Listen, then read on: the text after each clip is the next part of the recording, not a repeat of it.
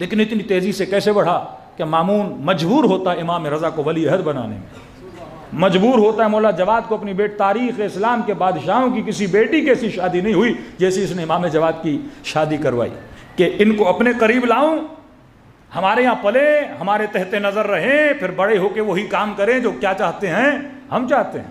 تو یہ پرانی روش تھی بڑوں کو اپنا داماد بنانا، یہ کوئی فخر کی بات نہیں ہے، وہ لالچ میں داماد بناتے تھے تاکہ نسلیں بڑھیں اور پھر ہم ان کے اوپر، امت کے اوپر کیا کریں، حکومت کریں۔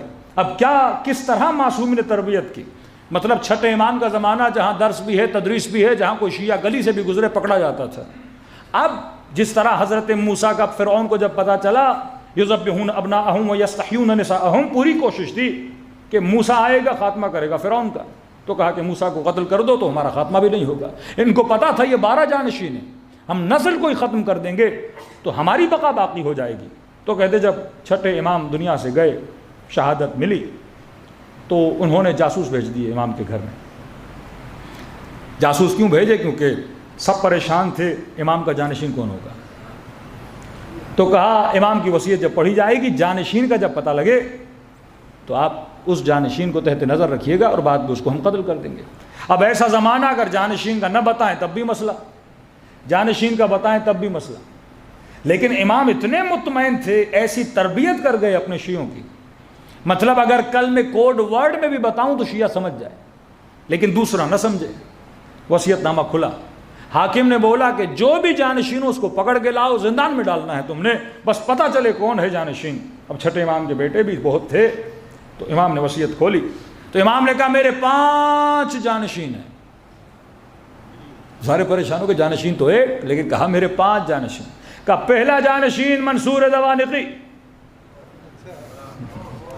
وقت کہا کہ، اور حکم کیا دیا کہ پتہ چلے اس کو پکڑ کے لانا۔ وہ سارے پریشان ہو گئے، ہکے بکے رہ گئے کہ ہم منصور کو کیسے پکڑیں، اور جو اتنا ظلم کرنے والا، اتنی سختیاں کرنے والا، اور اسی کا نام دے دیا کہ پہلا جانشین منصور۔ دوسرا جانشین والی مدینہ، جو ساری چیزوں کو کیا کر رہا تھا، مانیٹر کر رہا تھا، وہ بھی پریشان ہو گئے، میرا نام بھی آ گیا جانشینوں میں۔ تیسری جانشین میری زوجہ، چوتھے جانشین میرے بیٹے عبداللہ جو جسمانی طور پر معذور تھے، 5ویں جانشین موسیٰ کاظم۔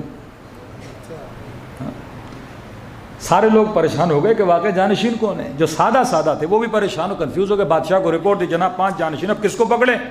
2 بیٹوں کے نام ہے، ان کی بیوی کا نام ہے، آپ کا نام ہے، اور والی مدینہ کا نام ہے۔ بادشاہ نے کہا چھوڑ دو، لوگ بھی نہیں سمجھیں گے، معاملہ یہی کیا ہو جائے گا، رفع دفع ہو جائے گا۔ لوگ کنفیوز۔ اب آپ بھی کہیں گے کہ مولانا امام تو امت کو ابہام میں ڈال کے گئے، جس طرح اکثر مسلمان کہتے ہیں رسول تو امت کو ابہام میں گویا ڈال کے گئے، کلیئر بتا کے جاتے ولی کون ہے، ہاتھ اٹھا کے دکھا کے بتایا، پھر بھی سمجھ میں نہیں آ رہا کہ ولی کون ہے۔ تو یہ زمانہ تو چھٹے امام کا ہے، جہاں امام کا بتا دیا جائے تو قتل کر دیے جاتے۔ کہتے ہیں ابو حمزہ سمالی شہر نجف میں حرم امیر المومنین، قبر امیر المومنین پر درس تفسیر قرآن دے رہے تھے۔ کسی نے آ کر کہا کہ ابو حمزہ سمالی چھٹے امام دنیا سے انتقال کر گئے۔ کہتے خبر سنی غم کے مارے نڈھال ہو کے گر پڑے، لیکن جب آنکھ کھلی تو پہلا سوال کیا کہ جانشین کون ہے؟ تو کہا کہ ہم بڑے ابہام میں ہیں، 5 نام بتا کر گئے ہیں، منصور ظالم، والی مدینہ ظالم، تیسری زوجہ، چوتھے معذور بیٹے، 5ویں موسیٰ کاظم۔ تو کہتے ہیں ان کے چہرے پر ہلکی سی مسکان آئی اور کہ الحمدللہ الذی ہدانا لہذا، اللہ کا شکر ہے کہ انہوں نے امام کے ذریعے ہماری ہدایت کی۔ پریشان ہو گئے ابو حمزہ، ہم پریشان ہیں اور آپ کیا کہہ رہے ہو اللہ نے کیا کی؟ ہدایت کی۔ کہ بندے خدا اتنے لیکچر جو مولا دے کر گئے اس میں ساری کلیدی باتیں بتا کر گئے، ہمیں بصیر بنا کر گئے کہ مجھے پتا ہے کہ جانشین کون ہے، کہ آپ کو کیسے پتا ہے؟ کہ شرائط امامت سے، یہ وصیت نامہ نہیں، یہ شرائط امامت بتا کے جا رہے ہیں کہ امام کی پہلی شرط یہ ہے کہ امام کو عادل ہونا چاہیے، امام ظالم نہیں ہوتا۔ اور جو شروع میں 2 نام دیے ہیں وہ ظالموں کے نام ہیں، تو وہ تو مائنس ہو گئے۔ امامت کی دوسری شرط یہ ہے کہ امام کے بدن میں ظاہری عیب نہیں ہوتا، امام معذور نہیں ہوتا، جس طرح پیش امام کے لیے شرط ہے کہ معذور نہیں ہونا چاہیے۔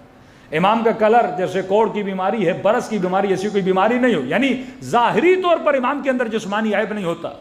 فرمایا جو ان کا بیٹا ہے جس کا نام لکھا ہے وہ جسمانی طور پر کیا ہے؟ معذور ہے۔ تیسرا، اماموں نے جب امامت کا ذکر کیا تو کہا امام کو مرد ہوتا ہے، امام عورت نہیں ہو سکتی۔ جب اپنی زوجہ کا نام لکھا تو وہ بھی شرائط امامت سے کیا ہو گئی؟ خارج ہو گئی۔ بس ایک نام بچ جاتا ہے، وہ موسیٰ کاظم ہے۔